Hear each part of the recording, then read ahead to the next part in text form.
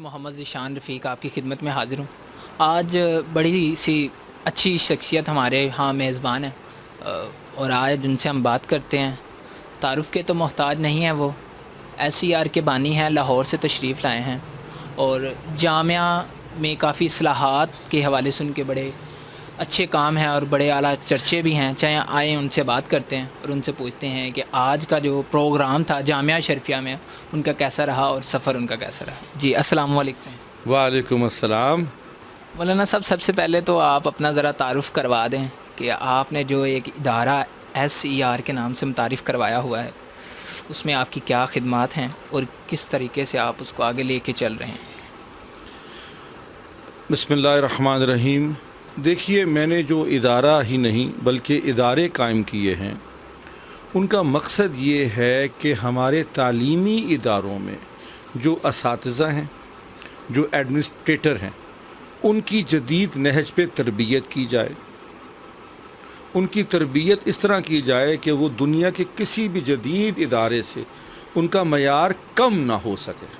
اس کے لیے خاص کورسز بنائے ہیں، اس کے لیے خاص ورکشاپس کروائی جاتی ہیں، اس کے لیے خاص ٹریننگز کروائی جاتی ہیں، اور اس کے لیے ایک پوری علماء کرام کی پود تیار ہوئی ہے، نوجوان علماء کی اور عالمات کی، جو کہ اس مشن کو آگے لے کے جاتی ہیں۔ اچھا، جو آپ اس حوالے سے کورسز کے اور ورکشاپ کے حوالے سے بتا رہے ہیں، ان کی ڈیوریشنز کتنی ہوتی ہیں؟ منتھلی، ویکلی یا ڈیز پہ ہوتی ہیں؟ وہ آپ بتائیں۔ یہ مختلف ڈیوریشنز ہوتی ہیں۔ کچھ کورسز ہیں 1 روز کے، کچھ 4 گھنٹے کا، کچھ 2 ہفتے کا متواتر دن رات ہم اپنے پاس لے جاتے ہیں، اور وہ دنیا کا سب سے بڑا علماء کا ٹریننگ پروگرام ہے، جس کے اندر 17 ملکوں کے علماء اور عالمات 1500 کی تعداد میں حصہ لیتے ہیں۔ لیکن ایسے بھی ہیں جو 6 مہینے کے ہیں، لیکن وہ ویکینڈ پروگرام ہے، یعنی کہ جمعرات جمعے کے لیے 2 تو 4 گھنٹے کلاسز ہوتی ہیں، اور لیکن اس طرح 6 مہینے میں ڈگری یا ڈپلومہ مل جاتا ہے۔ تو اس طرح اپنی اپنی سہولت، اپنی اپنی ضرورت کے مطابق ہر شخص اس میں شامل ہو سکتا ہے، اور ہاں، یہ آن لائن بھی ہوتے ہیں۔ جی، جیسا کہ انہوں نے بتایا کہ جدت کے ساتھ ساتھ یہ آن لائن بھی کروائے جاتے ہیں۔ آئیں ان سے اور سوال کرتے ہیں کہ یہ جو کورسز ہیں آپ نے کب سے سٹارٹ کروائے ہیں، اور اس کے پیچھے آپ کا جو اصل پوائنٹ آف ویو ہے وہ کیا ہے کہ علماء کرام جو دینی مدرسے ہیں جو زمانہ قدیم سے چلے آ رہے ہیں ان میں جدت کس طرح سے لائی جائے، اس لیے آپ نے یہ متعارف کروائے ہیں۔ دیکھیے، بڑا اہم سوال کیا آپ نے، کیونکہ جب ہم جدت کی بات کرتے ہیں دینی ماحول میں تو ایک ڈر سا لوگوں کو ہو جاتا ہے کہ پتہ نہیں اس کا کیا مطلب ہے۔ دیکھیے، ہمارے اصول ہمارے عقائد کی طرح دائمی ہیں، پرانے ہیں، وہی چلتے آ رہے ہیں، وہ تبدیل نہیں ہو سکتے۔ صرف اگر کوئی جدت ہے، صرف اگر کوئی فرق ہے، تو ان کو پڑھانے کے انداز نئے ہو سکتے۔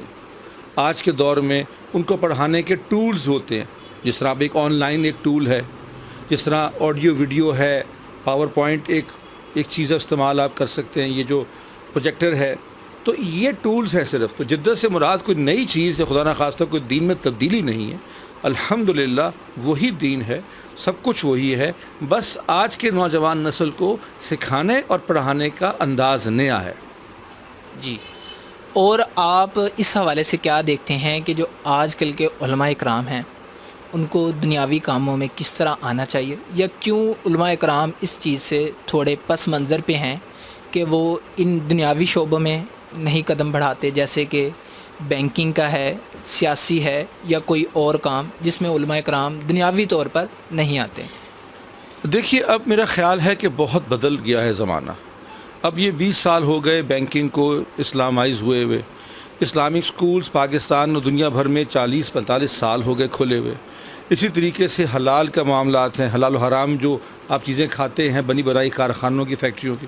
تو میرے خیال میں اب ایسا شاید خاصا منظر بدل گیا ہوا ہے کہ آپ کو علماء ملیں گے کہ وہ ہر شعبہ زندگی میں عوام کی صحیح رہنمائی اور قیادت کر رہے ہیں۔ ہاں، شاید ابھی پورا طرح سے نہیں ہوا، لیکن ہماری پہلی ضرورت جو ہے وہ مدارس ہیں، مساجد ہیں، لوگوں کی دینی تعلیم کی ضروریات ہیں، اور اس کے بعد یہ چوتھی چیز جو ہے یہ اب نئی ضرورت پڑی ہے، تو بے تحاشا آپ کو علماء انشاءاللہ مل رہے ہوں گے اس میں۔ جی، جیسا کہ انہوں نے بتایا کہ علماء کرام اسلامک بینکنگ جو متعارف ہے پاکستان میں وہ بھی کروائی. اس کے علاوہ جامعہ شرفیہ میں آج آپ نے جو کچھ چند ایک گھنٹے گزارے ہیں یہاں پہ انتظامات, اصلاحات یا کوئی اور رائے جو آپ دینا چاہیں کہ نیڈ مور امپرومنٹ؟ دیکھیے, اللہ کی کتاب کے علاوہ ہر چیز میں امپرومنٹ ہو سکتی ہے. اللہ کے رسول صلی اللہ علیہ وسلم ایک کامل اقبل انسان تھے, انہیں کوئی خامی نہیں تھی. اس کے علاوہ ہر شخص ہو, میں میرے سمیت, اس کو امپرومنٹ کی ضرورت ہے. تو یہ ایک تو اصول ضرورت ہے. لیکن جب آپ یہ دیکھتے ہیں کہ جو ادارہ سیلف امپرومنٹ میں لگا ہو, جس ادارے کا سربراہ خود ہی ہر وقت اپنے آپ کو امپروو کر رہا ہو, تو میں اس کو پھر کیا سکھاؤں گا؟ یہی اس نے سیکھ لیا ہے, یہ بہت ہے. تو ماشاءاللہ بہت زبردست لگا مجھے, بڑا متاثر ہوا میں. اور میری تو خواہش ہے کہ ان کی جو چیزیں ہیں یہ آن لائن جائیں تاکہ اور لوگ بھی استفادہ ان کے نظام سے کر سکیں انشاءاللہ. انہوں نے جامعہ شرفیہ کے حوالے سے بھی بہت اچھے خیالات کا اظہار کیا. آخری آپ سے ایک سوال کہ جو علماء کرام ہیں, آپ نے اپنے بیان میں, اپنے کتاب میں بھی ایک بات کی تھی کہ سب سے عزیز ایک ہستی ہے دنیا میں. ان چیزوں میں کافی انٹرنیشنلی طور پہ بغاوت نظر آتی ہے ان میں. علماء اکرام اس چیز کو کیسے لیتے ہیں کہ جو لوگ اس چیز کے خلاف آتے ہیں, مسلمانوں کے پروفٹ کے خلاف آتے ہیں, ان کو اگینسٹ, ان کے وار اگینسٹ جو اعلان کر دیتے ہیں, کیا وہ ٹھیک ہے؟ اس کے لحاظ سے ہمیں کیسے ان کے اگینسٹ چلنا چاہیے؟ دیکھیے, اس چیز کو سب سے پہلے تو بیٹھے لیٹے برداشت نہیں ہو سکتا. اور مسلمانوں کی غیرت کا اور حمیت کا تقاضا یہ ہے کہ ان کے پاس جو جو وسائل ہیں, جیسے جیسے ہیں, وہ اپنے اپنے وسائل اپنی استعداد کے مطابق اس کا پرزور جواب دیں. اب وہ جواب مذمت بھی ہے, وہ جواب جو ہے وہ اس کے خلاف احتجاج بھی ہے, اور وہ جواب ایک اور بھی ہے جو ایک تھوڑا سا لانگ ٹرم جواب ہے, لیکن سب سے منہ توڑ جواب وہ ہوگا. اور وہ منہ توڑ جواب یہ ہوگا کہ اللہ کرے کہ ہم سب مسلمان, 1 ارب سے زیادہ دنیا میں 1 ارب سے زیادہ مسلمان ہیں, ہم ایک ایسی قوم بن کے دکھائیں کہ ہر شخص, دوست ہو دشمن ہو, وہ یہ کہہ اٹھے کہ جو قوم ایسی ہے اس کا نبی کیسا ہوگا. جی, ان سرکار دو عالم کی تعریف میں تو کوئی دو رائے نہیں ہے. واحد وہی ہستی ہیں جو ہمارے لیے سب سے افضل ہیں دنیا میں.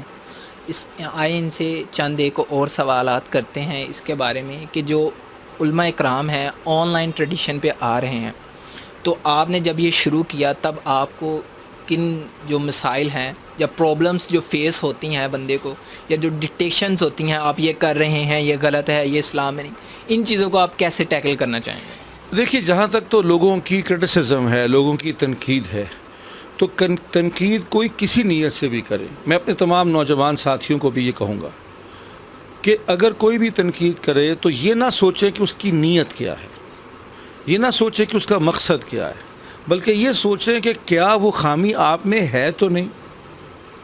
ہو سکتا ہے آپ میں خامی ہو, اپنا موازنہ کریں, اپنا محاسبہ کریں. ہو سکتا ہے کہ وہ خامی نہ ملے اور اس کے تلاش کے دوران آپ کو کوئی اور خامی مل جائے اپنے اندر, تو آپ کی اصلاح ہو جائے گی. دوسری بات یہ ہے کہ اگر وہ خامی نہیں ہے تو یہ سوچیں کہ کیوں دوسرے شخص کو نظر آ رہی ہے, نہ ہونے کے باوجود اس پہ غور کریں کہ کیوں یہ, اگر غلطی ہے نہیں تو پھر غلط تاثر کیوں جا رہا ہے, اس تاثر کو بھی ٹھیک کرنے کی ضرورت ہے. اور تیسری بات یہ ہے کہ ناقد جو ہوتا ہے نا, اس یاد رکھیں کہ وہ آپ کو براہ راست نہیں تو وہ انڈائریکٹلی آپ پہ احسان ہی کر رہا ہوتا ہے. مسکراہٹ سے, خندہ پیشانی سے قبول کریں, اس کو سینے سے لگا لیں. اسی طرح سے آپ کو ہر ناقد میں سے ایک دوست مل سکتا ہے اور ہر تنقید میں سے آپ کا فائدہ ہوگا انشاءاللہ. اچھا, آپ جو یہ ویژن چلا رہے ہیں SER کا, اس کے ابھی آپ اور کیا ان میں چیزیں ایڈ کرنا چاہتے ہیں, یا کوئی اور پروگرام جو اس کے حوالے سے جو دینی ہمارے مدارس ہیں ان کو اور جدت میں لائیں, ان سے اور جو ہے ایک وابستگی جو مسلم امہ کی ہے وہ بنے؟ آپ کیا اور اس میں سوچتے ہیں SER کے حوالے سے؟ میں سوچتا ہوں کہ یہ جو تعلیم کے نظام اور تدریس کے طریقے کی اصلاح ہے, اس اصلاحی نظام کے اندر ابھی اور بہت افراد کی ضرورت ہے. اس پہ علماء کرام کو زیادہ آگے آنا چاہیے اور نوجوانوں کو آنا چاہیے کہ یہ اس کو سمجھیں، اور اگر سمجھ کے غلط سمجھ بھی جائیں تو کوئی بات نہیں، چھوڑ دیں، لیکن اگر سمجھیں اور فائدہ حاصل کریں تو اصلاح نظام کو، جیسے ابھی شروع میں ہم نے بات کی، سیلف امپرومنٹ کو مستقل اپنی ذات کا ہی نہیں بلکہ اپنے اداروں کا بھی حصہ بنائیں. اور ہمارے ہاں جامعہ شرفیہ میں ایک بہت اچھا ہمارے جو محتمم ہیں انتظام چلا رہے ہیں، ان میں انہوں نے دنیاوی تعلیم اور ساتھ دینی تعلیم ہے. اس کے حوالے سے آپ کے کیا تاثرات ہیں؟ میرا خیال ہے کہ جن اداروں نے یہ کوشش کی ہے، ہمت کی ہے کہ امتزاج ہو دینی اور عصری علوم کا، انہوں نے 150 سال پرانا قرض اتار دیا ہے. 150 سال پہلے تقریباً انگریز کی جب ہمیں بالکل اس نے فتح کر لیا تو اس نے ہمیں مجبور کیا کہ ہم اور ہمارے علماء مین سٹریم لائف سے نکل جائیں اور صرف مدرسے تک اور مسجد تک محدود رہیں، جبکہ ان کا اصل کام ہر شعبہ زندگی میں قیادت کرنا تھا. ہر شعبہ زندگی میں، ہر علم میں قیادت علماء کرتے تھے.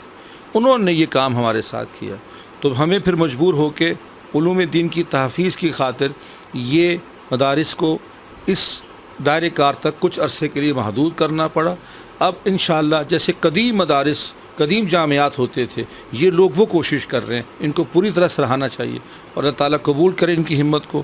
جامعہ کے شفیہ اکاڑا کے اندر مجھے آنا تو تھا ہی، کیونکہ مجھے بلایا گیا تھا، میں تو وعدہ کر چکا تھا، لیکن مجھے یہاں آ کے اب جانا اچھا نہیں لگ رہا، کچھ دیر میں اور ان کے ساتھ گزاروں.